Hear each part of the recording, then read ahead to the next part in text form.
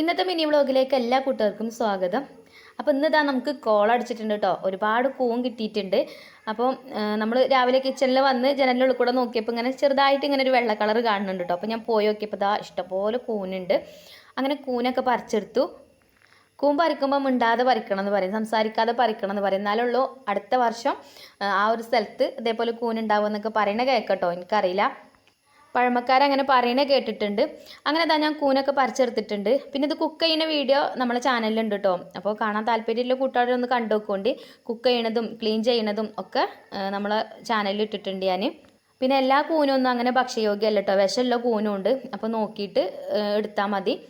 ഇതൊക്കെ നമുക്ക് കുക്ക് ചെയ്ത് കഴിക്കാൻ പറ്റിയിട്ടുള്ള കൂൻ തന്നെയാണ് കേട്ടോ. പടക്കൂൻ എന്നാണ് ഇതിന് പറയുക.